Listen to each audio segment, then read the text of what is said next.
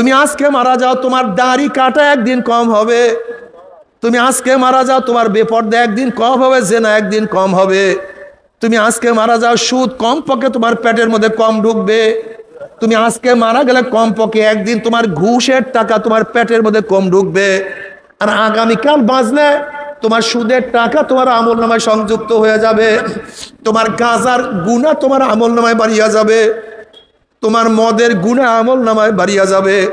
এ আমার যুবক বাবারা, এ আমার মুরব্বী বাবার, আমার পর্দার মা বোনেরা, আল্লাহ পাক আমাদেরকে দুনিয়াতে গরুর মতো খাওয়া এবং বাঁচার জন্য বানান নাই।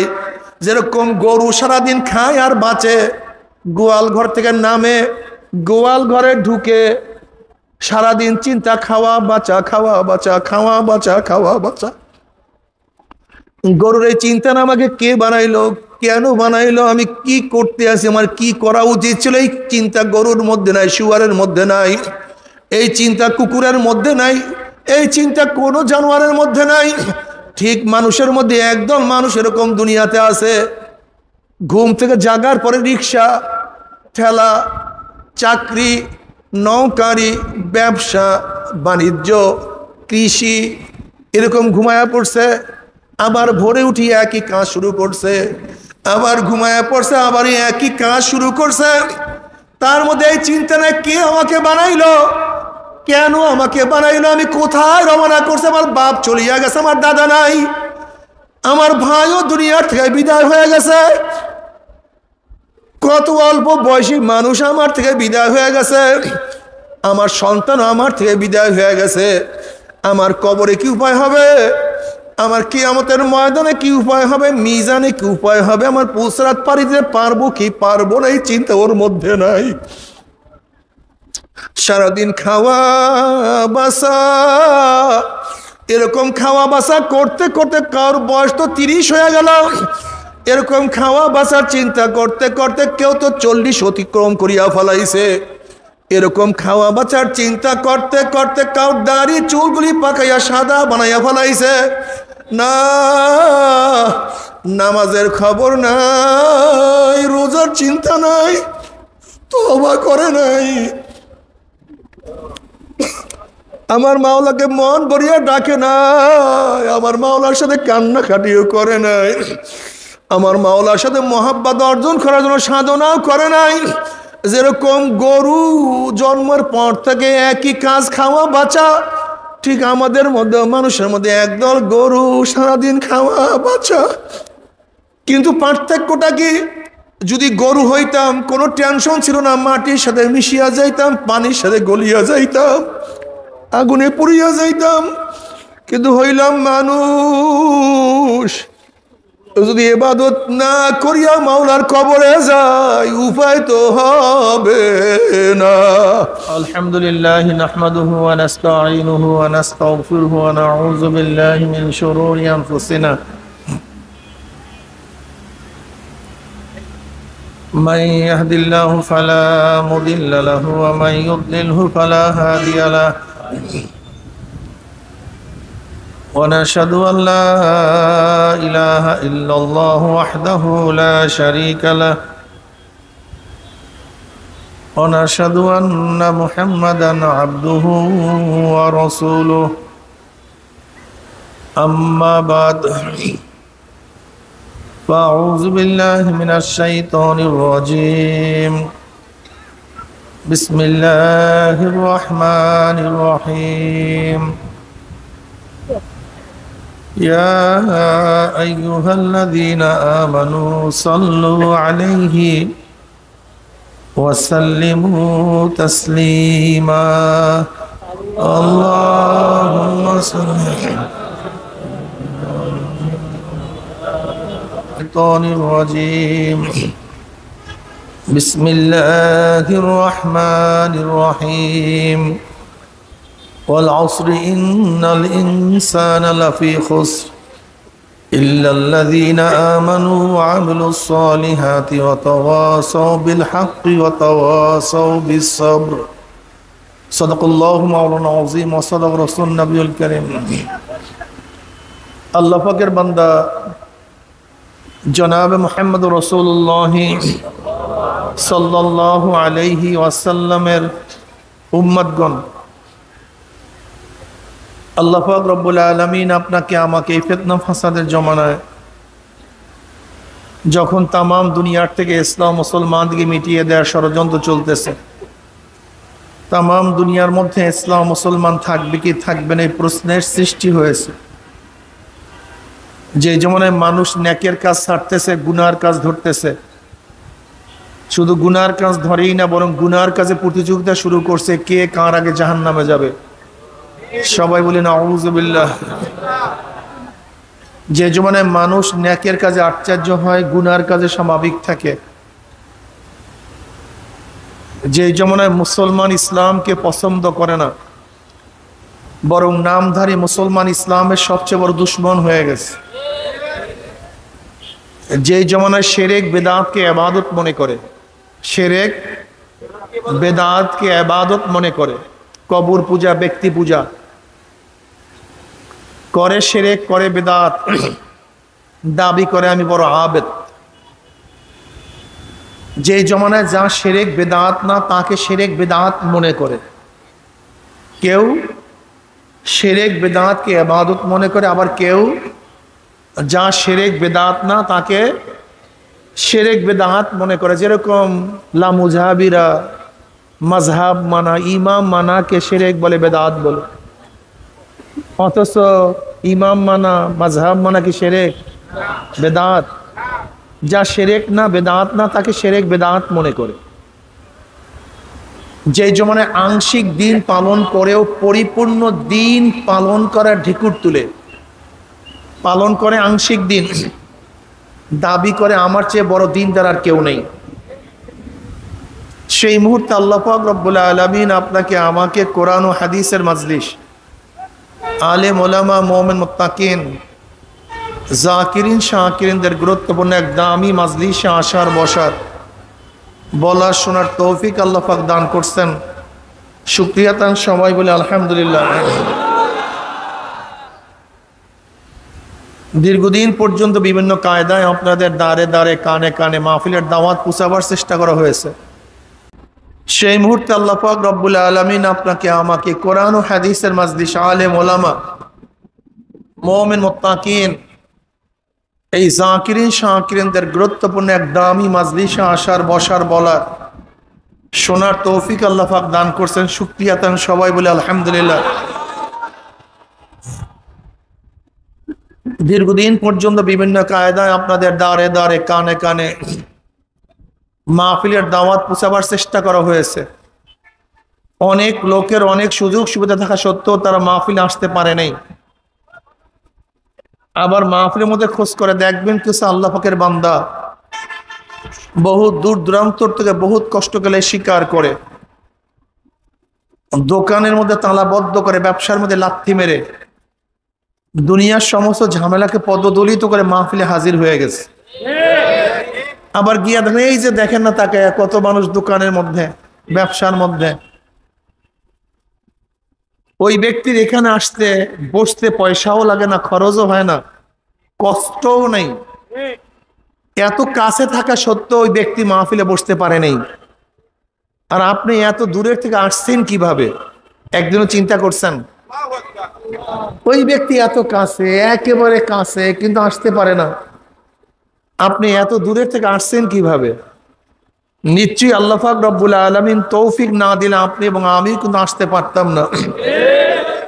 যে মাওলাই কারীম আপনাকে আমাকে ওই সমস্ত গাফিলদের অন্তর্ভুক্ত না করে এই মুমিন মুত্তাকিন জাকিরিন শাকিরিনদের গুরুত্বপূর্ণ এক দামি মাজলিসে আসার বসার বলার শোনার তৌফিক আল্লাহ পাক দান করছেন। আমরা বেজান না খুশি? সবাই খুশি? জানো খুশি হলাম, খুশির সাথে সবাই বলে আলহামদুলিল্লাহ। এই মাজলিস অনেক গুরুত্বপূর্ণ, অনেক দামি। আমি সবসময় জিকিরের মাজলিসকে ধোলাই কারখানা বলি।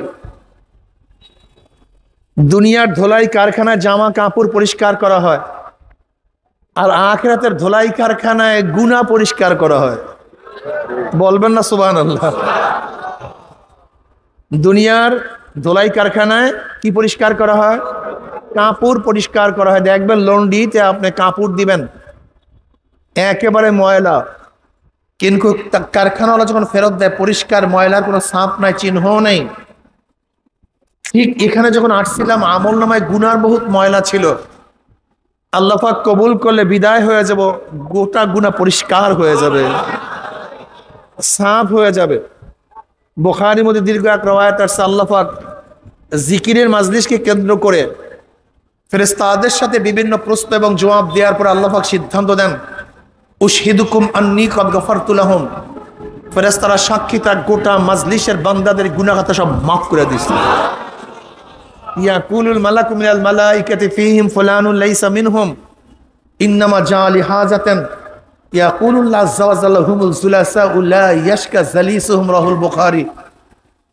অন্য রওয়ায়াতের মধ্যে আছে, মা মিন কওমিন ইসতামাউ ইয়াসকুল্লাহ তাআলা লা ইউরিদুনা বিযালিকা ইল্লা ওয়াজহাহু ইল্লা নাদাহুম মুনাদিম মিনাস সামাই আন কুমু মাগফুরাল লাকুম কদ বুদ্দিলাস সাইয়্যাতুকুম হাসানাত।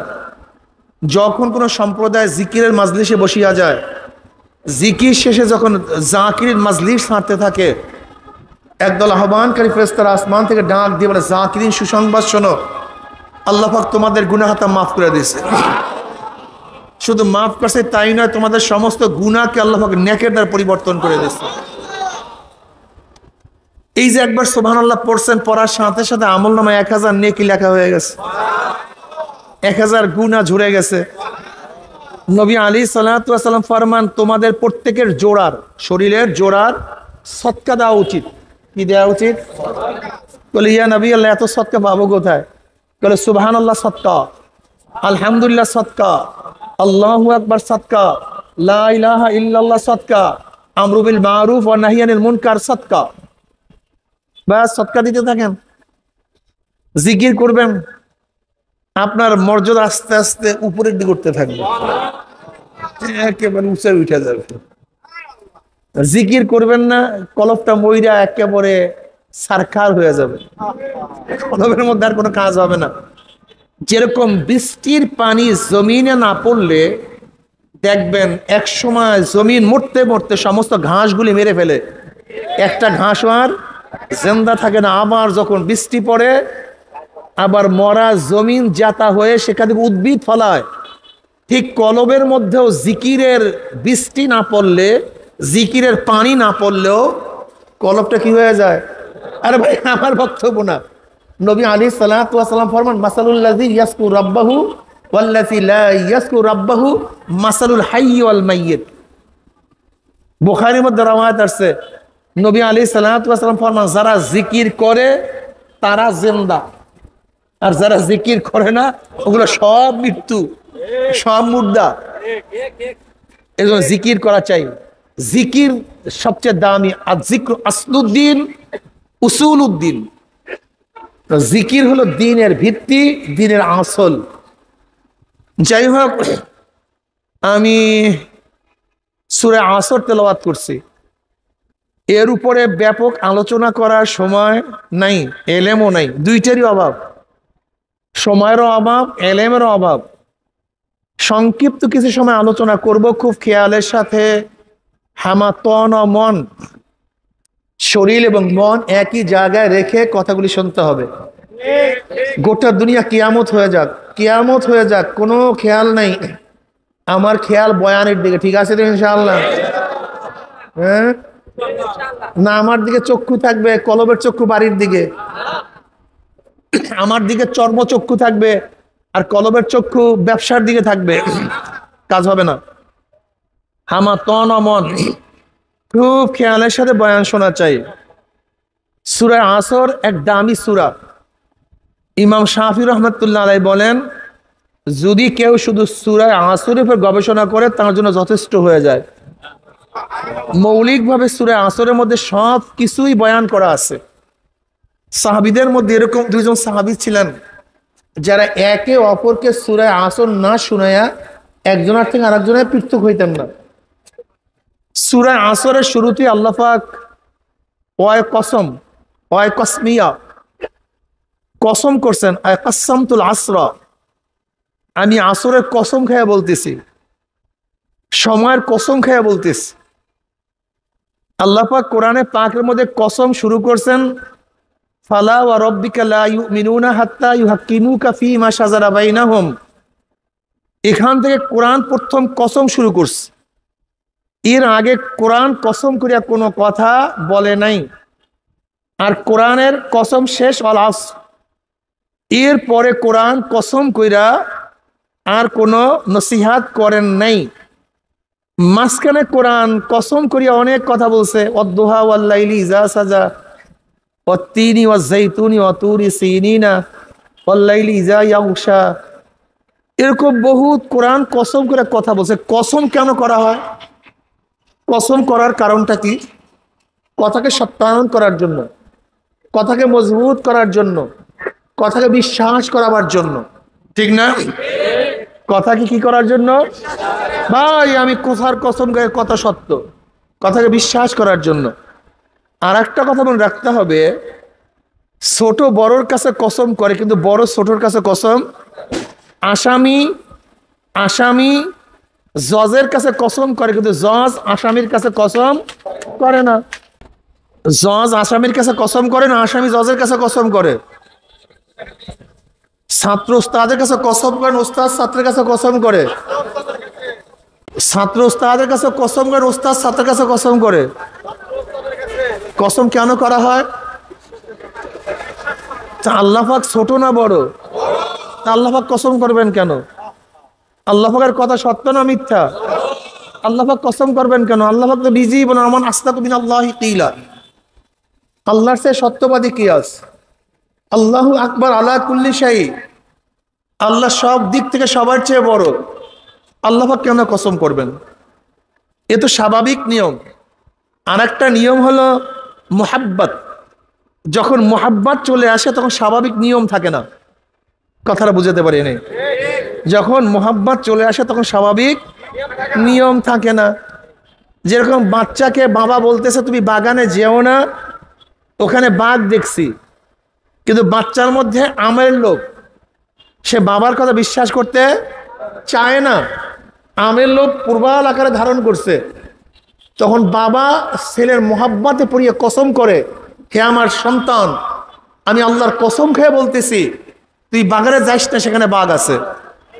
এই যে সন্তানের কাছে বাবা কসম করছে, স্বাভাবিক নিয়মের কারণে, মোহাব্বতের কারণে। ঠিক আমার মাওলানা আমাদের কাছে কসম করেন বন্দার মোহাব্বতের কারণে। আল্লাহু ওয়ালিয়ুল্লাযিনা আমানু ওয়াল্লাযিনা আমানু আশাদ্দু হুব্বাল লিল্লাহ। যারা মুমিন তারা আল্লাহকে সবচেয়ে বেশি মোহাব্বত করে। আর আল্লাহ পাক নিজে ঘোষণা দিয়েছেন, আল্লাহু ওয়ালিয়ুল্লাযিনা আমানু। যারা মুমিন আল্লাহ পাক বলেন আমি তাদের বন্ধু। আল্লাহ দোস্ত তাদের ঘোষণা দিয়েছেন আল্লাহ পাক নিজে। এর জন্য মোহাব্বতে পড়ি আল্লাহ পাক কসম করছেন। কসম কেন করা হয়? সত্যায়ন করার জন্য, কথাকে মজবুত করার জন্য। আপনি কি জানেন কোরআনের মধ্যে সবচেয়ে বেশি কসম করছে কোন নসিহাতের আগে? তাজকিয়ায়ে নফস। তাজকিয়ায়ে নফসের বয়ানের আগে কোরআন সবচেয়ে বেশি কসম করছে। ওয়াশ-শামসি ওয়া-দুহাহা ওয়াল-কমারি ইযা তালাহা ওয়ান-নাহারি ইযা জাল্লাহা ওয়াল-লাইলি ইযা ইয়াগশাহা ওয়াস-সামাই ওয়া মা বানাহা ওয়াল-আরদি ওয়া মা তাহাহা ওয়া নাফসিন ওয়া মা সাওয়াহা ফাআলহামাহা ফুজুরাহা ওয়া তাকওয়াহা ক্বাদ আফলাহা মান যাক্কাহা ওয়া ক্বাদ খাবা মান দাস্সাহা। প্রায় 9টা কসম করি আল্লাহ পাক কি বললেন? যারা আত্মাকে পবিত্র করতে পারবে, যারা তাজকিয়া নফস করতে পারবে, তারা নাজাত পেয়ে যাবে, জান্নাতে চলে যাবে। আর যারা তাজকিয়া নফস করতে পারবে না, আত্মাকে পরিষ্কার করতে পারবে না, তারা সবাই কোথায় চলে যাবে? জাহান্নামে চলে যাবে। কয়টা কসম? প্রায় 9টা কসম। তার মানে কি বুঝাতে চান আল্লাহ পাক? তাজকিয়া নফস সবচেয়ে জরুরি এবং সবচেয়ে কঠিন। কথা বলেন তো, কয়টা বললো বলেন? এই ভুলে গেছেন আপনারা, সবাই বলেন। সবচেয়ে বেশি জরুরি এবং তাজকিয়া নফস করা সবচেয়ে কঠিন। এর চেয়ে কঠিন কোনো জিনিস নেই। এবং সবচেয়ে বেশি জরুরি, এর চেয়ে জরুরিও কোনো জিনিস নেই। সবচেয়ে বেশি জরুরি এবং সবচেয়ে বেশি কঠিন, এর জন্য আল্লাহ পাক প্রায় 9টা কসম খেয়ে বলছেন, কদ আফলাহা মান যাক্কাহা ওয়া কদ খাবা মান দাসসাহা। কয়টা কসম? কেন? আপনারা কোথায় আছেন আমি জানি না, আমি পড়াইতে পারবো না ভাই, আমি এরকম ছাত্রকে পড়াইতে পারি না। যদি প্রশ্ন করার সাথে জবাব না দেন তাহলে আমার বয়ান হবে না। জরুরি এবং কঠিন, এই কারণে এখানে কসম সবচেয়ে বেশি করছে, সবচেয়ে বেশি কসম করছে, সবচেয়ে বেশি গুরুত্ব বুঝাবার জন্য, তাসকিয়ার গুরুত্ব বুঝাবার জন্য সবচেয়ে বেশি কসম করছে। অনেক কঠিন তাসকিয়া নফস। দেখেন, খুব ভালো মতো বুঝেন, বোঝার চেষ্টা করেন, স্বল্প টাইম আলোচনা করব। এক ব্যক্তি সুন্দর মতো উজু করছে, একেবারে সুন্দর উজু করছে, সুন্দর মতো কেয়াম করছে, রুকু করছে, সাজদা করছে, কাপড় পাক, শরীর পাক, সব কিছু নামাজের আহকাম আরকান সব ঠিকঠাক মতো আদায় করছে। লোকটার নামাজ সহি কি সহি না? শুদ্ধ কি শুদ্ধ না? কিন্তু ব্যক্তি নামাজ পড়ছে মানুষকে দেখাবার জন্য। কিসের জন্য? এখন কি হইল? হ্যাঁ, নামাজ তো সহি হয়েছে, কিন্তু আল্লাহর কাছে কি হয় নাই? নামাজ কি হয়েছে?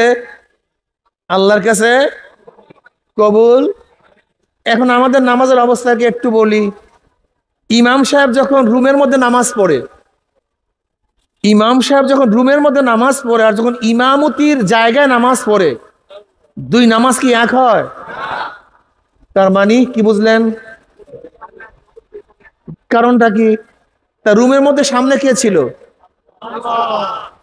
তখন নামাজের অবস্থা এরকম কেন? এখন ইমামতির দাঁড়াইছে, তখন সামনে কে? না আল্লাহ, না পিছনে মুসল্লি, সভাপতি। এখন আপনি বলেন এই ইমামের নামাজের অবস্থাটা কি? আমাকে বলুন, কি বুঝলেন? সভাপতি সাহেব মসজিদের সভাপতি, মসজিদে না আগে গেলে সভাপতি থাকে না, কিন্তু যখনই ঢাকা সফর করে তখন নামাজ পড়ে না। এখন আমাকে বলেন, এই ব্যক্তি কি সভাপতির জন্য নামাজ পড়ে না আল্লাহর জন্য নামাজ পড়ে? নামাজের হালাত কি? ও বুঝেন নাই, আল্লাহ এত কসম কেন করছে? বুঝেন নাই এত কসম কেন করছে? এত কসম কেন করছে বুঝেন নাই? একটু ধরাইয়া দেয় তাহলে বুঝবেন যে খেলাটা কোন জায়গায় লাগছে। বুখারীর মধ্যে রওয়ায়াত আসছে, আল্লাহ পাক কিয়ামতের ময়দানে এক শহীদকে ডাকবে। বুখারীর রওয়ায়াত, যেমন তোমার রওয়ায়াত না, কিন্তু এক শহীদকে ডাকবে, শহীদ আমার কাছে আস। এই যে ছেলেরা খালি শহীদ হইতে চাও, লাফাইয়া রাস্তায় পড়ো, আগে তাসকিয়া করছো? তাসকিয়া করা ছাড়া রাস্তায় পড়লে শহীদ হবে না কিন্তু। শুনায় তুই ভালো মতো বুঝো, তারপর সামনে কদম বাড়াও। এক শহীদকে আল্লাহ পাক ডাকবেন, শহীদ এদিকে আসবে। কি করছো? আমার জন্য কি নিয়ে আসছো? আল্লাহ তুমি দেখো না তোমার জন্য গলা কাটাইয়া দিছি, আমি শহীদ হয়ে গেছি রণাঙ্গনে, সব কিছু ছেড়ে দিয়ে আমি শহীদ হয়ে গেছি। আল্লাহ বলবেন, আমি জানি না, আমি দেখি না, দেখবে কে? আমি তো সব জানি, আমি সব দেখি, আমার চেয়ে ভালো কেউ দেখে না। মানুষ তোকে দেখছে শহীদ, কিন্তু আমি তোকে ভিন্ন দৃষ্টিতে দেখছি। তুই কেন শহীদ হইছ? তোকে মানুষ বীর বলবে। তুই কেন শহীদ হইছ? ওই গনিমতের মালের জন্য তুই যুদ্ধ করছো। তুই কেন শহীদ হইছ? তোর পদমর্যাদা ধরার জন্য তুই শহীদ হইছ। তুই কেন শহীদ হইছ? তোর আলোচনা সব জায়গায় ছড়িয়ে পড়বে, এর জন্য শহীদ হইছ। আমার জন্য শহীদ হও নাই, আমার জন্য গলা কাটাও নাই। আল্লাহ পাক কি বলবেন? হে ফেরেশতারা, ওকে ধর, ওকে ধর, ওর হাত পার মধ্যে জাহান্নামের শিকার লাগা, ওকে উদ্বুর কর, ওকে টানতে টানতে জাহান্নামে নিক্ষেপ কর। ব্যক্তি হয়েছে শহীদ কিন্তু জাহান্নামী। এরপর আল্লাহ পাক আর এক ব্যক্তি ডাকবেন, আলেম, এই আলেম এদিকে আয়। এই বলছি দ্বিতীয়বার উঠবেন না।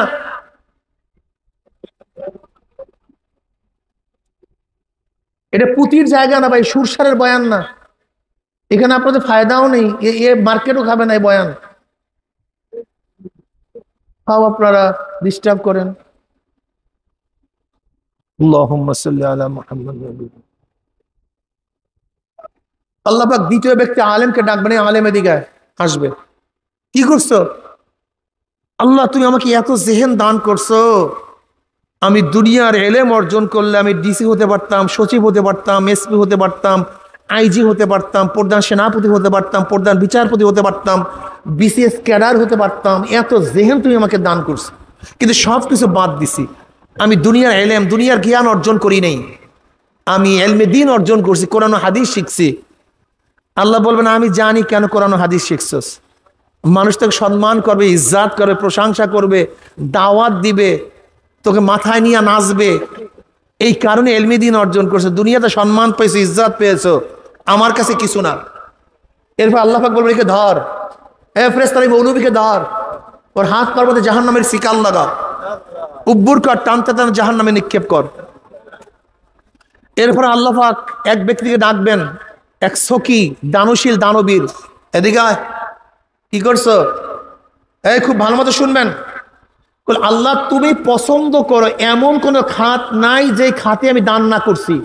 তুমি পছন্দ করো, যাত্রায় না, থিয়েটারে না, কোয়ার্টারে না, গুনার কাজে দান করি নেই। তুমি পছন্দ করো এমন কোন খাত নাই যে খাতে আমি দান করি নাই। মসজিদে, মাদ্রাসায় এতিমদেরকে, মিসকিনদেরকে, অসহায়দেরকে আমি দান করছি। আল্লাহ বলবেন আমি জানি কেন দান করছো। মানুষ তোকে সখী বলবে, দানশীল বলবে, দানবীর বলবে, তোর প্রশংসা পঞ্চমুখ হয়ে যাবে। প্রশংসা পেয়েছো, প্রশংসা কুড়াইছো, যে উদ্দেশ্যে করছো দুনিয়াতে পেয়ে গেছো, আমার কাছে কিছু না। এরপর আল্লাহ পাক বলবেন ওকে ধর, ওর হাত পার মধ্যে জাহান্নামের শিকাল লাগা, উব্বুর কর, টানতে টানতে জাহান্নামে নিক্ষেপ কর। এরকম এক একটার পর এক একটা, এক একটার পর এক একটা। আমাকে বলুন তো এই ব্যক্তি সবই করছে, খুব ভালো মতো বুঝবেন। আমি যাদের কথা বলছি একজন মুনাফেক না, একজন কাফের না, একজন মুরশেক না, প্রত্যেকেই কিন্তু মুমিন, প্রত্যেকেই মুসলমান। কাফেরদের কথা বলছি না, কিন্তু মুরশেকের কথা বলি নাই। সবাই মুমিন, সবাই মুসলমান, কিন্তু সমস্ত আমল বরবাদ হওয়ার কি কারণ ছিল? তাসকিয়ায়ে নফস, এইটা ঠিক করতে পারে নাই। সব ঠিক করছে কিন্তু এইটা ঠিক করতে পারে নাই, সব বরবাদ হয়ে গেছে।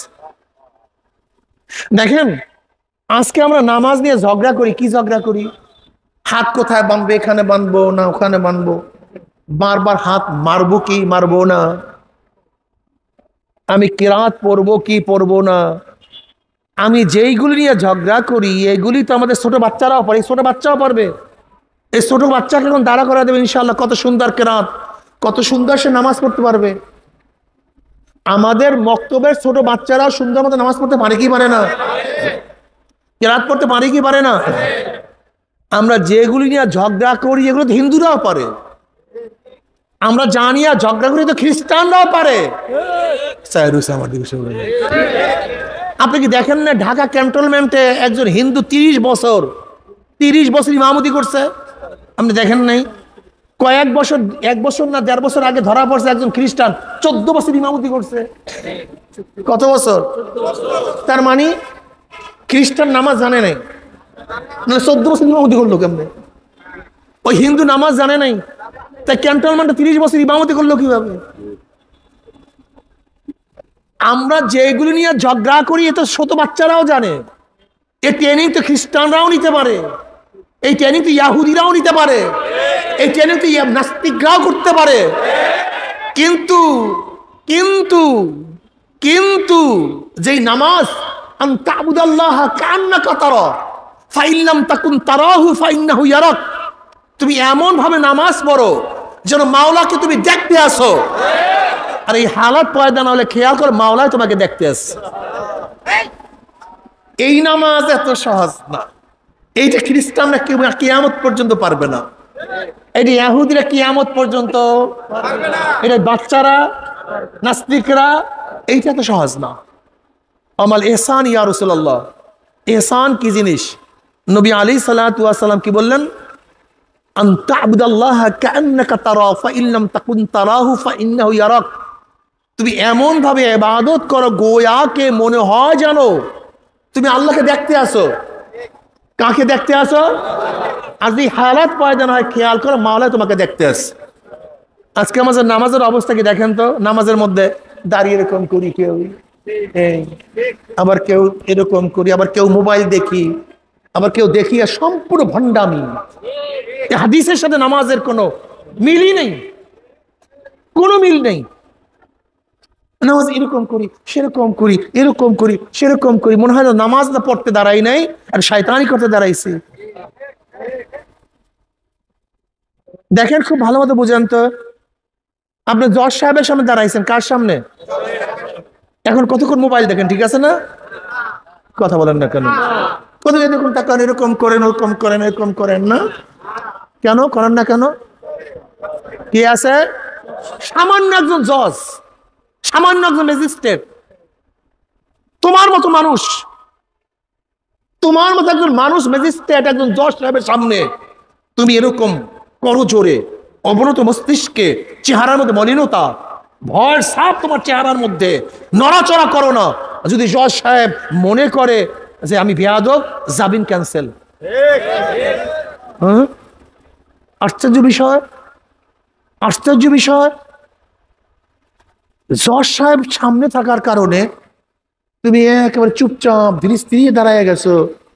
আর নামাজের সময় কি আল্লাহ তোমার সামনে নাই? তাই তুমি এরকম করতেছো কেন? ঘটনা কি? এরকম করতেছো কেন তুমি নামাজের মধ্যে? আর এইটা নিয়ে যত পেশাল, এই আপনাদের দেশে আছে কিছু লামুজাহাবি, হাত কেমনে পারবে, অমুক মানবে, তমুক মানবে, কিন্তু কি নাম, কিভাবে নামাজ পড়বো, কার সামনে নামাজ পড়তেছি, নামাজের হাকিকতটা কি? আকিমুস সালাতা লিযিকরি, নামাজ কায়েম করে আমার স্মরণের জন্য। ইন্নাস সালাতা তানহা আনিল ফাহশাই ওয়াল মুনকার ওয়া লাযিকরুল্লাহি আকবার। আমি কেন নামাজ পড়ি? ওয়া লাযিকরুল্লাহি আকবার, আল্লাহ স্মরণ সবচেয়ে বড়। নামাজ কায়েম করো লিযিকরি, আমার স্মরণের জন্য, আমার ইয়াদের জন্য। আকিমিস সালাতা লিযিকরি, আমার স্মরণের জন্য, খেয়ালের জন্য, ধ্যানের জন্য। নামাজের উদ্দেশ্য আল্লাহর ধ্যান, নামাজের উদ্দেশ্য আল্লাহর খেয়াল, নামাজের উদ্দেশ্য মুরাকাবা, নামাজের উদ্দেশ্য মুশাহাদা।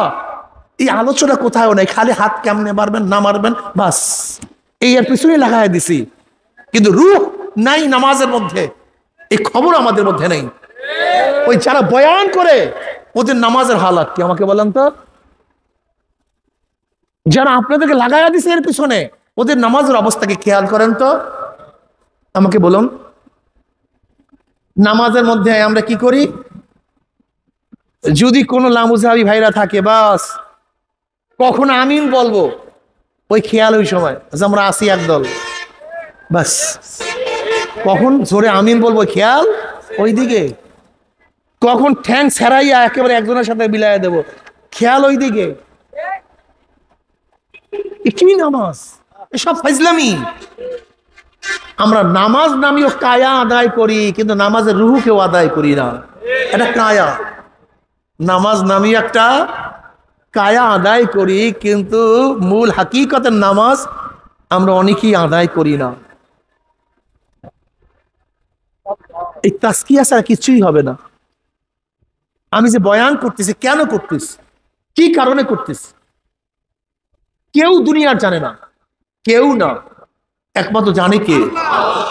অন্য কেউ না। আল্লাহ না করুক আমার যদি অন্য কোনো খেয়াল হয় বয়ানের মধ্যে, যে টাকা কামাই করা উদ্দেশ্য, অমুক উদ্দেশ্য, তমুক উদ্দেশ্য, কিয়ামতের মাঝে এরকম বক্তাদের জিব্রা টানিয়ে আল্লাহ পাক 1 মাইল 2 মাইল লম্বা করিয়া ফেলাইবে।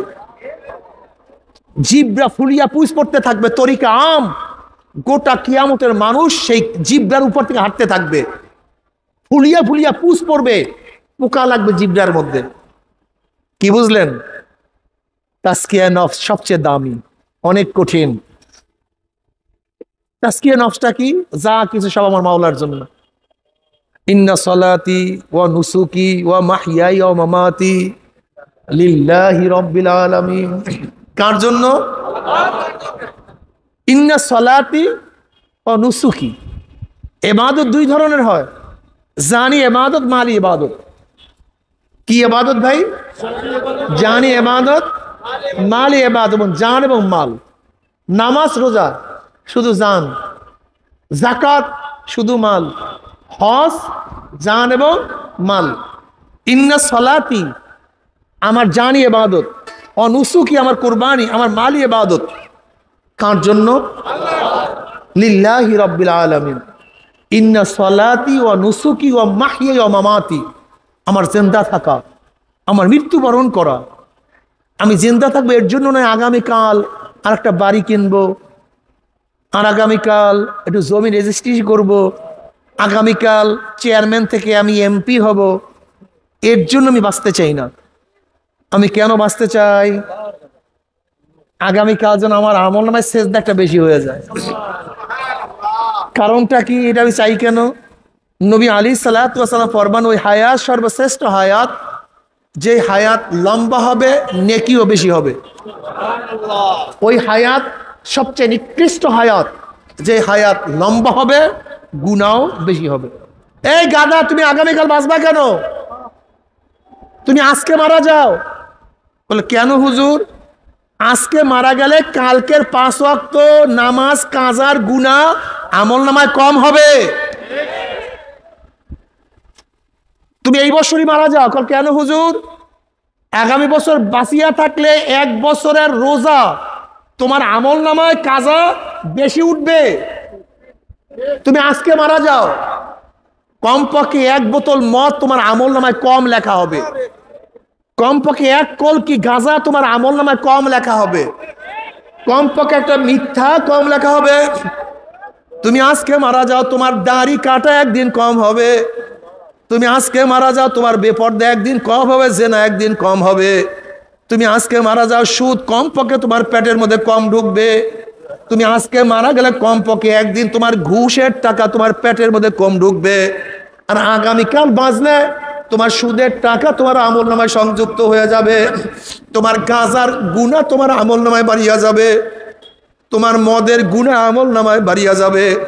এ আমার যুবক বাবারা, এ আমার মুরব্বী বাবার, আমার পর্দার মা বোনেরা, আল্লাহ পাক আমাদেরকে দুনিয়াতে গরুর মতো খাওয়া এবং বাঁচার জন্য বানান নাই।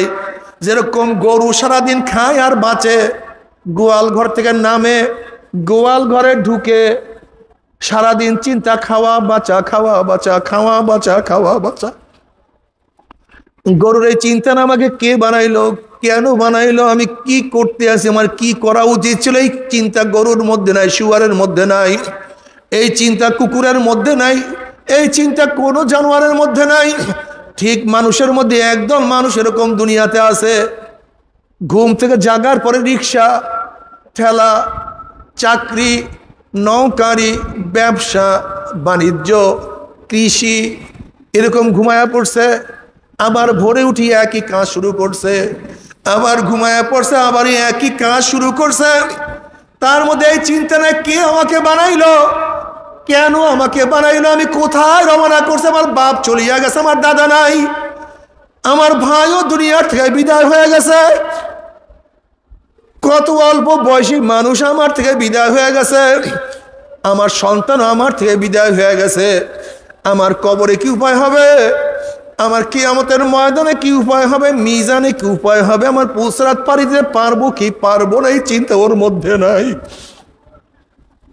সারাদিন খাওয়া বাসা, এরকম খাওয়া বাসা করতে করতে কার বয়স তো 30 হয়ে গেল।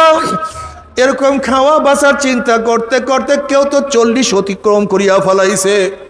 এরকম খাওয়া বাঁচার চিন্তা করতে করতে কাউ দাড়ি চুলগুলি পাকাইয়া সাদা বানাইয়া ফেলাইছে। না, নামাজের খবর নাই, রোজার চিন্তা নাই, তওবা করে নাই,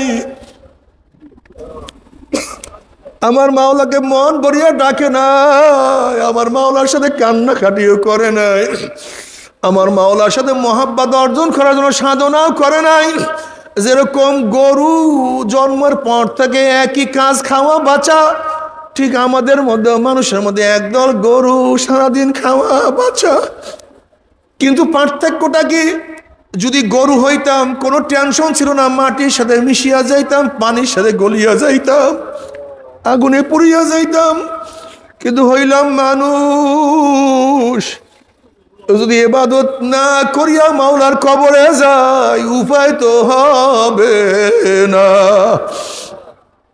আবু বকর সিদ্দিক রাদিয়াল্লাহু তাআলা আনহু একদিন জঙ্গলে গিয়া দেখেন গাছের গোড়ায় একটা গরু শোয়া অবস্থায়। আবু বকর সিদ্দিক রাদিয়াল্লাহু তাআলা গরুর পেটে হাত দিয়ে বলে, গরু তুই আমার চেয়ে কত ভালো, তুই ঘোরো ফেরো, কোনো টেনশন নাই, কোনো চিন্তা নাই, তোর সামনে কবর নাই, তোর সামনে কিয়ামত নাই, মিজান পুসরা, তোর কোনো কিছুই নাই, হিসাব নিকাশ বলতে কিছুই নাই। কিন্তু আমি হইলাম মানুষ, আমি তো মাওলার ইবাদত করতে পারলাম না। আমার যুবক বাবারা, আমার মুরব্বী বাবারা, পর্দার মা বোনেরা, এখন কি মাওলার রাস্তা ধরবা না? আর কবে মাওলার রাস্তা ধরবা? ও বাবা, তুমি কি এখনো মাওলার রাস্তা ধরবা না? অথচ তোমার ছেলের লাশ তোমার কাঁধের উপরে উঠিয়া গেছে। তুমি বাবা, তোমার আগে মৃত্যু হওয়ার কথা ছিল, কিন্তু তোমার আগে তোমার সন্তান দুনিয়ার থেকে বিদায় হয়ে গেছে। এখন কি তুমি ফিরবা না? ও দাদা, ও নানা, তুমি কি আমার মাওলাকে এখনো সিজদা করবা না? অথচ তুমি দাদা নানা হইয়া তোমার নাতির জানাজায় উপস্থিত হয়ে গেছো। এ বড় ভাই, তুমি কি এখন আমার মাওলার পথ ধরবা না? অথচ তোমার ছোট ভাইয়ের কবর তুমি নিজেই খনন করা শুরু করিয়া দিছ। ও বন্ধু, তুমি কি আমার মাওলাকে এখনো ডাকবা না? অথচ এই মাত্র তোমার বন্ধুকে চিরতরে তুমি বিদায় দিয়া ঘরে চলে আসছ। বাবারে, কে কখন দুনিয়াতে বিদায় হয়ে যায় জানি না, কিন্তু মনে রাখো, দুনিয়ার ব্যবসায় একবার লস খেলে বারবার ব্যবসা করিয়া লাভ করার আশা করা যায়। আজকে দুনিয়ার মামলায় ম্যাজিস্ট্রেট করে হারলে জজ করে আপিল করিয়া, জজ করে হারলে হাই করে আপিল করিয়া, হাই করে হারলে সুপ্রিম করে আপিল করিয়া যে তার আশা করা যায়। কিন্তু খুদা না খাস্তা, খুদা না খাস্তা, খুদা না খাস্তা, মৌয়াতের মামলায়, কবরের মামলায়, কিয়ামতের মামলায়, ওই মিজান পুসরাতের মামলা যে একবার স্লিপ কাটিয়া যায়, আর তো দ্বিতীয়বার আপিল করা যাবে না। আল্লাহ বাবারে, মৌয়াতের চান্স একবার, দ্বিতীয়বার আর কোনো চান্স নাই। কবরে ঢোকার চান্স একবার, দ্বিতীয়বার ঢোকার কোনো চান্স নাই রে বাবা।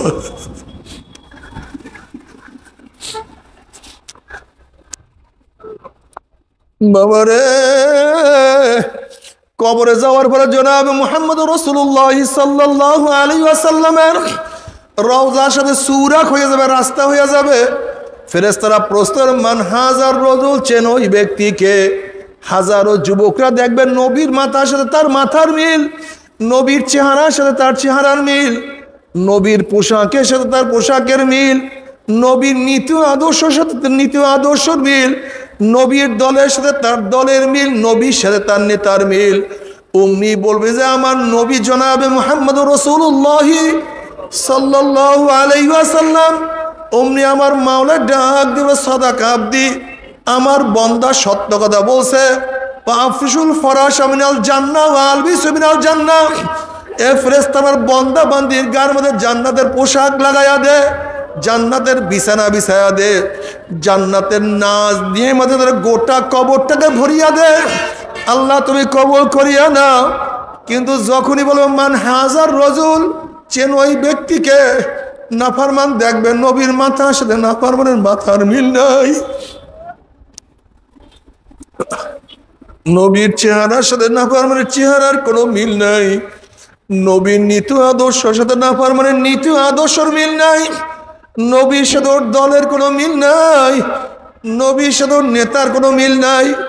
অমনি নাফরমান বলবে, হা হা লাদেরি, আমি ওনাকে চিনি না, ওনার সাথে আমার কোনোই সম্পর্ক নাই। অমনি আমার মাওলা ডাক দিয়ে বলে, কাযাব আদুবুল্লাহ, আমার দুশমন মিথ্যা কথা বলছে। এ কবরের মাটি চাপ দে। অমনি কবরের দুই পাশের মাটি এত জোরে চাপ মারবে, চাপের সরে এক পাঁজরের হাঁটি আর এক পাঁজরে লাগাইয়া ফেলাইবে। এ ফেরেশতারা কবরের মধ্যে আগুন ধরাইয়া দে, অমনি গোটা কবরটা আগুনে ভরিয়া যাবে। এ সাপ জড়াইয়া ধর, 99টা সাপে এমন ভাবে প্যাঁচ মারবে, আল্লাহ মাফ করিয়া দাও।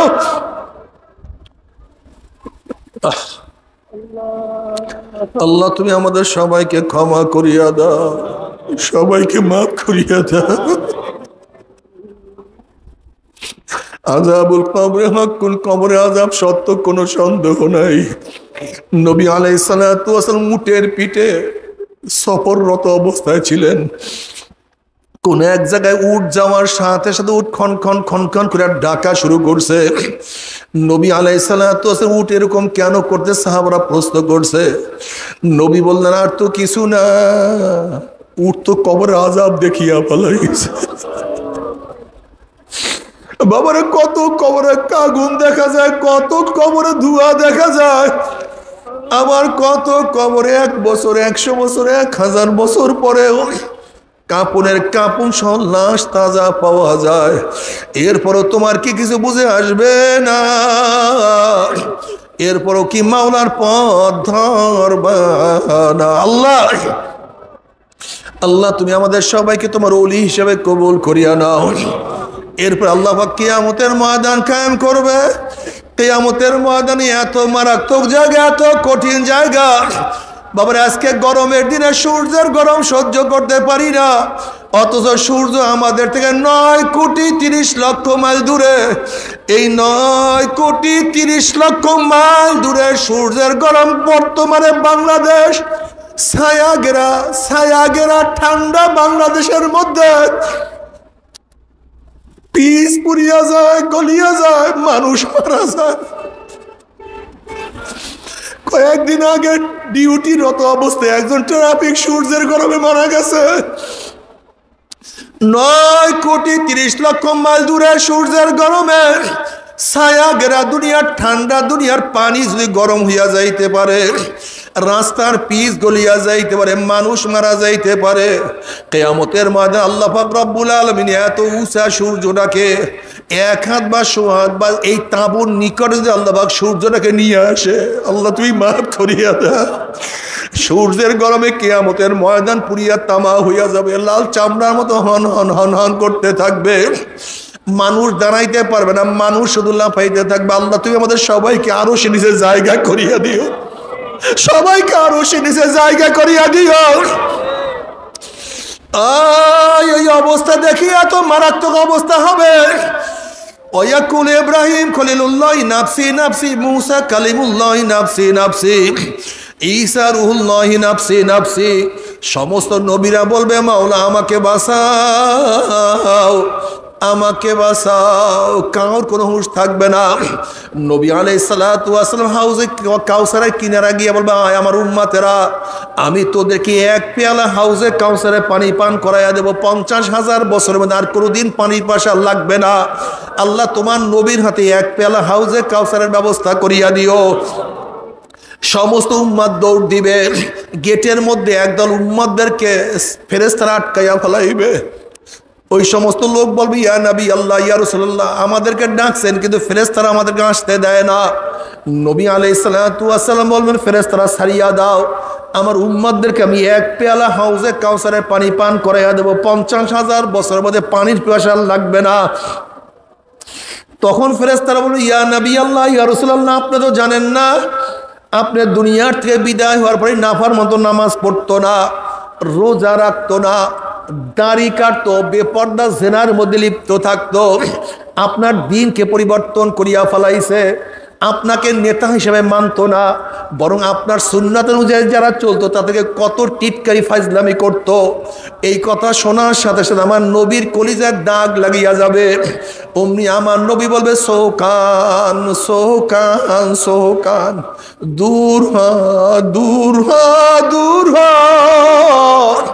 তোরা আমার উম্মত না। আল্লাহ আল্লাহ তোমার নবীর হাতে 1 পেয়ালা হাউজে কাউসারের ব্যবস্থা করিয়া দিও। এরপরে জনাবে মুহাম্মদুর রাসূলুল্লাহ সাল্লাল্লাহু আলাইহি ওয়াসাল্লাম মিজানের কিনারায় দাঁড়ানো থাকবে। তার উম্মতদেরকে ওজন করা শুরু হবে। যখনই কোনো ন্যাক বাদ দেবে অমনি আমার নবী সুপারিশ করবে, মাওলার ন্যাকটাকে বাদ দিও না। যখনই কোনো গুনাহ ওজন করা শুরু করবে আমার নবী সুপারিশ করবে, মাওলা তুমি গুনাহটাকে ওজন করিও না। যেহেতু কিয়ামতের ময়দানে আল্লাহ পাক নবীকে বলবেন সাল তুতা ইশফা তুশাফা, আপনি সুপারিশ করেন, যা করবেন আমি কবুল করব। আপনি আমার কাছে চান, যা চাইবেন আমি দিয়া দেব, আল্লাহ কবুল করিও না। হে নাফরমান, কিয়ামতের ময়দান নবী যদি আমাকে পরিচয় না দেয়, আমার নবী তোমার পক্ষে আমার পক্ষে কিভাবে সুপারিশ করবে রে বাবা? না, নবী পরিচয় না পেলে সুপারিশ করবে না। আল্লাহ কবুল করিয়া নিও। নবী আলাইহিস সালাতু ওয়াস সালাম পুসরাতের কিনারায় দাঁড়ানো থাকবে, তার উম্মাতটা পাড়ি দেওয়া শুরু করবে। একদল উম্মাত তো বিজলির গতিতে পাড়ি দিয়া চলিয়া যাবে, কেউ তো বাতাসের গতিতে চলিয়া যাবে, কেউ ঘোড়ার গতিতে, কেউ দৌড়িয়া, কেউ হাঁটিয়া চলিয়া যাবে। আল্লাহ যে কোনো একজনের মধ্যে কবুল করিয়া নিয়েন। কিন্তু যাদের ইমানের মজবুতি নাই, আমলের মজবুতি নাই, আবার কত বাবা দেখবে ছেলে চলিয়া যাইতে আছে, বাবায় আটকা পড়ছে। আবার কত ছেলে দেখবে বাবায় চলিয়া যায়, ছেলে আটকা পড়ছে। আবার কত মা দেখবে মেয়ে গেছে, মা আটকা পড়ছে। আবার কত মা দেখবে মেয়ে চলিয়া গেছে, মা আটকা পড়িয়া গেছে। কত উস্তাদ দেখবে ছাত্র চলিয়া যায়, উস্তাদ না, উস্তাদ ধরা খাইছে। আবার কত ছাত্র দেখবে উস্তাদ চলিয়া গেছে, ছাত্র আটকা পড়ছে। কত পীর দেখবে মুরিদ চলিয়া যায়, কিন্তু পীর আটকা পড়ছে। আবার কত মুরিদ দেখবে পীর চলিয়া গেছে, মুরিদ আটকা পড়ছে। মোমেনদের পুলসরাত পানি দেখিয়া নাফরমানদের মনের মধ্যে আশা হবে আমরাও পুলসরাত পানি দিতে পারবো। যখন ইমানবিহীন আমলবিহীন হামাগুড়ি হাপ্পুর দিয়া আস্তে আস্তে পুলসরাতে উঠবে, অমনি কাটিয়া কাটিয়া পিছলাইয়া পিছলাইয়া গুম গুম করে জাহান্নামে পড়িয়া যাবে। আর তো মনে হয় সহজে জাহান্নাম থেকে উঠবে না। আল্লাহ যখন জাহান্নামে পড়িয়া যাবে 70 বছর পর্যন্ত, একদিন না 2 দিন না 70 বছর পর্যন্ত জাহান্নামে সে যাইতেই থাকবে। আল্লাহ মাফ করিয়া দাও। ডাইনে আগুন, বামে আগুন, উপরে আগুন, নিচে আগুন, সামনে আগুন, পিছনে আগুন। আল্লাহ তুমি আমাদের সবাইকে মাফ করিয়া দাও। 1-2 বছর না 70 বছর পর্যন্ত যাইতেই থাকবে। নাফরমানরা যখন পানি পানি করে চিল্লাইতে থাকবে, আল্লাহ পাক কালামে পাকের মধ্যে ফরমান হাল আতাকা হাদিসুল গাশিয়া উজুহু ইয়াউমাইযিন খাশিয়া আমিলাতুন নাসিবা তাসলা নারান হামিয়া। পানি পানি করে চিল্লাইবে, ডাইরেক্ট আগুনের নহরের মধ্য থেকে বালতি ভরিয়া ডাইরেক্ট আগুন খাওয়াইয়া দেওয়া হবে। আল্লাহ তুমি মাফ করিয়া দাও। তাসলা নারান হামিয়া তুসকা মিন আইনিন আনিয়া লাইসা লাহুম তুআমুন ইল্লা মিন দারিক। যখনই আগুন পেটের মধ্যে ঢুকাইয়া দেওয়া হবে, পেটের মধ্যে গিয়া নারী পুরো সব জ্বালাইয়া পোড়াইয়া গলাইয়া পিছনের রাস্তা দিয়া জুব জুব করে ফালাইয়া দেবে। আল্লাহ পাক কালামে পাকের মধ্যে ফরমান লা ইয়ামুতু ফিহা ওয়ালা ইয়াহইয়া। মানুষ মরবেও না, বাঁচবেও না। বাবারে খুব ভালো মতো বুঝো, আমার মাওলায় যত বড়, আমার মাওলার জান্নাতও তত বড়। আমার মাওলায় যত বড়, আমার মাওলার জান্নাতের নিয়ামতও তত বড়। আমার মাওলায় যত বড়, তার জাহান্নামও তত বড়। আমার মাওলা যত বড়, আমার মাওলার জাহান্নামের শাস্তিও তত বড়। আল্লাহ তুমি আমাদের সবাইকে ক্ষমা করিয়া দাও।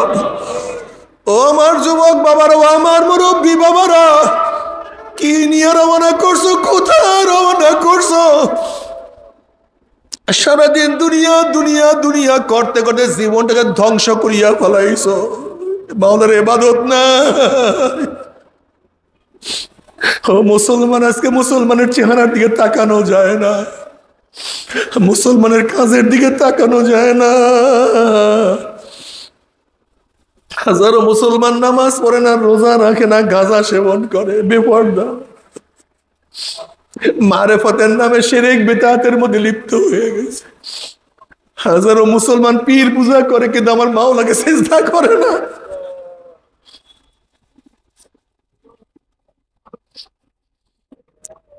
হাজারো মুসলমান আজকে শয়তানের পূজা করে কিন্তু আমার মাওলার ইবাদত করে না।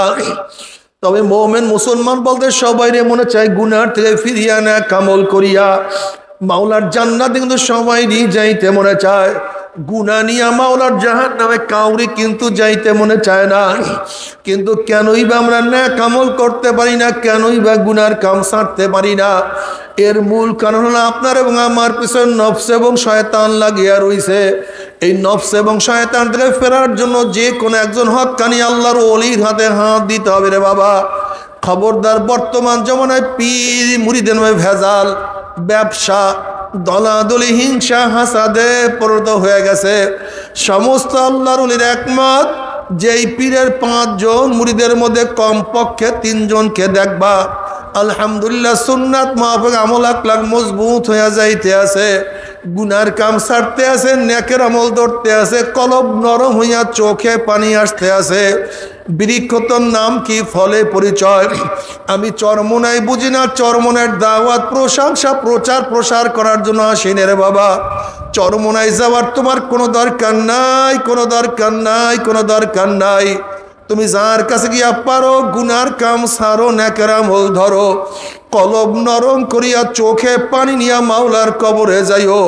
যেরকম দুনিয়ার ঘরে আগুন লাগলে পানি সারা নিবানো যায় না, ঠিক তদ্রুপ তোমার এবং আমার গুনার দানা যে জাহান্নামের আগুন জ্বলিয়া রইছে, চোখের পানিও সারা কিন্তু জাহান্নামের আগুন নিবানো সম্ভব না।